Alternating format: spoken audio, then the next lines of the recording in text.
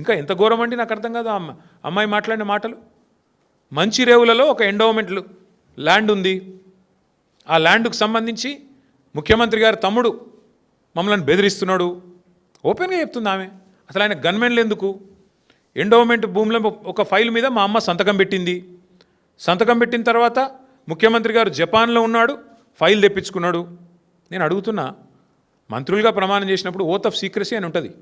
మంత్రి ఏడ సంతకం పెట్టిండో కుటుంబ సభ్యులకు కాదు, ఎవరికి తెలియద్దు. మేమందరం పనిచేసిన వాళ్ళమే మంత్రులుగా. ఓత్ ఆఫ్ సీక్రసీ ఉంటుంది.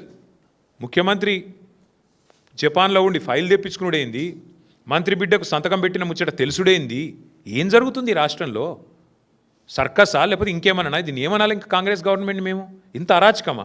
ఇంకొక మాట, ఈ జూబ్లీ హిల్స్ ఎలక్షన్స్ వదికి జరుగుతూనే ఉన్నాయి. వీళ్ళకి ఏమాత్రం సిగ్గులేదు. ప్రజలు ఏమనుకుంటారో అన్న సోయి కూడా లేదు. ఇక్కడ ఇట్లా రౌడీ ముక్కలు, ఇక్కడనేమో తుపాకులు పట్టుకొని వీళ్ళు తిరుగుతారు. పారిశ్రామికవేత్తలకు తుపాకులు పెడతారు. ఇంకో దిక్కేమో ఊరేగింపులు తీస్తున్నారు సిగ్గు లేకుండా. రౌడీలను గుండాలను వేసుకొని ఊరేగింపులు. ఇదేనా మీరు ఏం మెసేజ్ ఇద్దామనుకుంటున్నారు దేశానికి, రాష్ట్రానికి?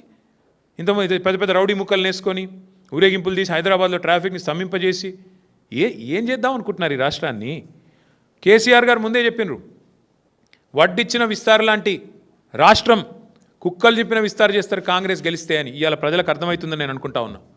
చూడండి ఏం జరుగుతున్నదో, ఎంత అరాచకం జరుగుతున్నది. ఒక ఐఏఎస్ అధికారిని ఇవాళ విధి లేని పరిస్థితుల్లో ఆయన వాలంటరీ తీసుకొని పారిపోయే పరిస్థితి తెచ్చింది కాంగ్రెస్ ప్రభుత్వం. ఒక 8-9 ఏళ్ళు సర్వీస్ ఉండంగా ఒక మంచి నిజాయితీ గల అధికారి ఆయన రిజ్వీ గారు. ఇద్దరు ముఖ్యమంత్రి అల్లుడు, మంత్రి కొడుకు, ఇద్దరు పంచాయతీల ఒక ఐఏఎస్ అధికారి బలి.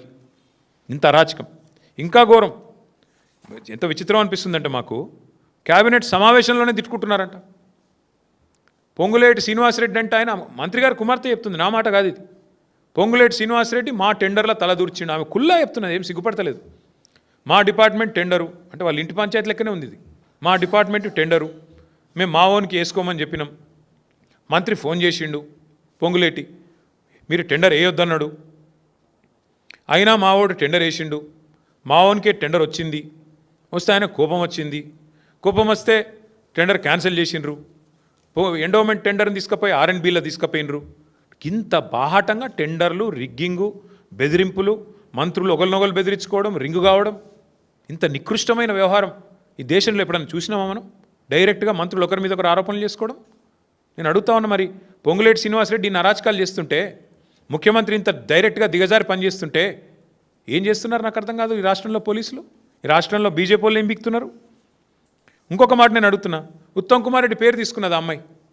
నేను ఉత్తమ్ అంకుల్కి ఫోన్ చేసిన డెక్కన్ సిమెంట్స్ విషయంలో, ఆయన నాకేం తెలియదు అంటాడు. మరి ఉత్తమ్ కుమార్ రెడ్డిని ఎందుకు పిలిచి విచారించారు? ఉత్తమ్ కుమార్ రెడ్డిని పిలిచి పోలీసులు విచారించాల్సిన అవసరం లేదా? నీ నియోజకవర్గంలో డెక్కన్ సిమెంట్స్ విషయంలో అరాచకం జరుగుతుంది, అక్కడ తుపాకీ పెడతారు, ఈ రకంగా ఆరోపణలు ప్రత్యారోపణలు జరుగుతాయి, ఇదంతా ఓపెన్గా జరుగుతుంది. ఎందుకు ఉత్తమ్ కుమార్ రెడ్డిని విచారించరు? ఎందుకు రోహిన్ రెడ్డిని పోలీసు వాళ్ళు విచారించరు? ఎందుకు OSD సుమంత్ని విచారించరు? ఇదేమన్నా మీ ఇంటి వ్యవహారమా, లోపల వ్యవహారమా? ఇంకోటి, ఇప్పుడు రిజ్వీ గారి గురించి కూడా నేను ఒకటి గుర్తు చేస్తా ఉన్నా మీకు. రిజ్వీ గారు గతంలో విద్యుత్ శాఖలో పనిచేసినారు ఇక్కడ ఈ ప్రభుత్వంలో, కాంగ్రెస్ ప్రభుత్వంలో. అప్పుడు కూడా కేసీఆర్ గారు 24 గంటల కరెంట్ ఇచ్చినందుకు కోపం మీద వీళ్ళు ఏదో కమిషన్ ఏదో వేసినారు, సిట్టింగ్ జడ్జితో, రిటైర్డ్ జడ్జితో. రిజ్వీ గారు అప్పుడు పాపం వీళ్ళకి సహకరించినట్టున్నారు. చూస్తుంటే ఇవాళ అందుకు కూడా నేను బలిపశువు చేసినట్టు కనబడతా ఉన్నది. ఎందుకంటే అప్పుడు ఏదో ఒకటి చేసి కేసీఆర్ గారి మీద బట్టగాల్చి బద్నాం చేసి మొత్తానికి రిజ్వీ గారిని బలిపశువుగా చేద్దాం మధ్యలో అనుకుంటే, దీనిలో ఏం తప్పు లేదు అని ఆయన చెప్పినట్టున్నాడు. అందుకే ఇవాళ రిజ్వీ గారి మీద పగబట్టి జూపల్లి కృష్ణారావు అనే ఒక మంత్రి ఉత్తరం రాసి ఆయన మీద అక్రమార్కుడు, ఆయన ఏదో చేసిండు అని చెప్పి ఆయన మీద ఉత్తరం రాసే పరిస్థితి. అంటే వీళ్ళ వాటాల పంచాయతీ కోసం వాళ్ళ ప్రజాపాలన లేదు, గాడిది గుడ్డు లేదు, ఏది లేదు. ప్రజలు లేరు, పాలన లేదు, ఏదీ లేదు. మొత్తం దందాలు, చందాలు, మూటలు, వాటాలు, ఇది తప్ప ఏమీ లేదు ఈ రాష్ట్రంలో. ప్రజలు చూస్తలేరని మీరు అనుకుంటున్నారు. ప్రజలు ఈరోజు జూబ్లీ హిల్స్లోనే కాదు రాష్ట్రంలో గల్లీ గల్లీలో చర్చిస్తున్నారు. ఇంత అరాచకమా, ఇంత కిరాతకమా, ఇంత నీచమా, ఇంత చండాలమా అని మాట్లాడుకుంటా ఉన్నారు.